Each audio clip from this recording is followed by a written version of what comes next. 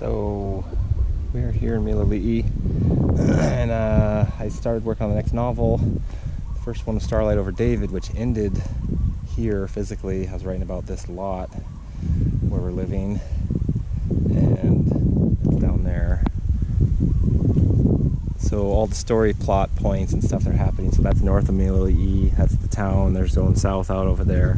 So it's a real place. But since we've been here, I started writing the next novel, which I guess is a sequel, basically. I was going to read some of it here in the trees. Kanu was awakened first by the morning call of a wild rooster, and second by the wafting smell of burned flesh. His eyes opened in the soft pre-dawn light, and he could see thin tendrils of smoke rising up from the top of the crudely built pyramid he had built. He felt repulsed by the rough, irregular shapes of stones he had selected. He could see gaps and imperfections by the rising light of day, whereas in his previous days of delusion he had seen a shining perfection and mirrored symmetry.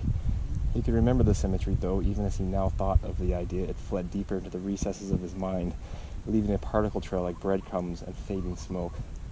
The rooster called insistently for about 5 minutes before giving up and beginning another day of hunting and pecking among the spindly howley koa trees.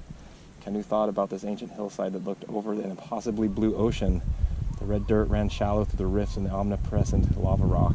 Without the invasive howley koa trees, the leaves would not fall and create leafy debris, and eventually dirt, and eventually the home of a multitude of beetles, ants, centipedes, and spiders, all of which the chicken would eat.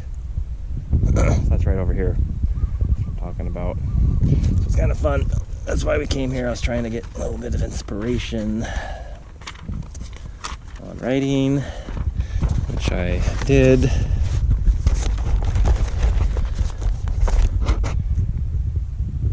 The rooster let out one last call of excitement to bring on the new day. Life for a wild rooster must be good in these parts, Kanu thought to himself. Kanu languished to start his day. He already knew that it was no good, that no good could come of it. He noted the slow spinning gyres of thin gray smoke and wondered if the wind would come up today. He would hear the dull roar of another wave smashing up from the blue depths onto the rocky buttresses of the Kona coast. At that notion, a blur of a bird sliced through the air and smoke that lingered in the high branches of the lone kiave tree around which Kanu had built his pyramid. His eyes instinctively followed the hawk's trajectory, and he at once set up out of the rough dirt to see the target. The rooster became aware that he was on the menu a moment too late. As he squawked and jumped in fright as the hawk bore down on him. In a few moments of struggle, the rooster was slain, and Kanu knew that his own day had begun. He staggered to his feet. His knees were scraped and his hands dirty and calloused. Uncle's truck was gone. Where did he go? When did he go? So I'm reading my own handwriting here. It's all just kind of chicken scratch. The last thing that he could really remember was striking the lighter as he bent to light the dry kindling at the base of the pyramid. His mind raced. He tried in vain to clearly recollect the previous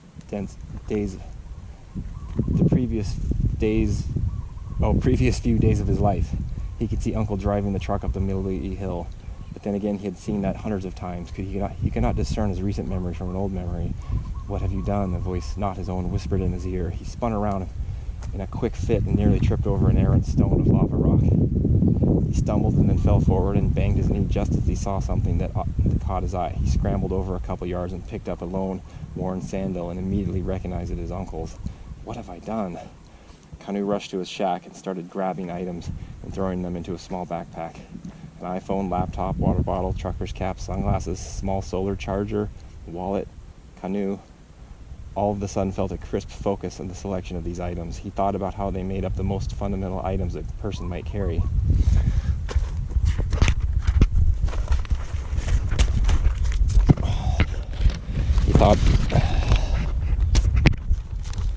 He thought about how scientists find frozen man up in the toes of receding glaciers in the high mountains of Europe. The mummies have always had a few items: a bag, a tool, power and conveyance. Power and currency. The rising sun was just casting light in the houses down closest to the water. It may have technically risen 30 minutes ago, but it was just now cresting the tangent of 13,000-foot Mauna Loa. Kanu knew it would shine on his head within another 30 minutes, and when he wished to be out of there already. He felt slightly ill from the smoke wafting through the bug-screen windows of his shack. The breeze was picking up. The wind made him think of his surfboard. He thought of bringing it. He thought of bringing it, though he knew where he was going to ride would be not good surf. Thunderous ambient noise of surf coming across the hot desert plateau to Kanu's shack. Kanu knew the sea spray would be huge and the waves smash the rocks and wind and whistle of the thin cracks and the shielded lava fortifications. Kanu would often walk the shore of the south and north of Mililiti and marvel at how the sand and sea boulders could possibly be hurled so far behind the sea cliff face. He was going to find out how they were hurled. He pulled out his phone and nervously pulled up Uncle's number in the menu and hit the call button. It rang several times and went to voicemail. Kanu's heart sank and he really felt like he was going to vomit.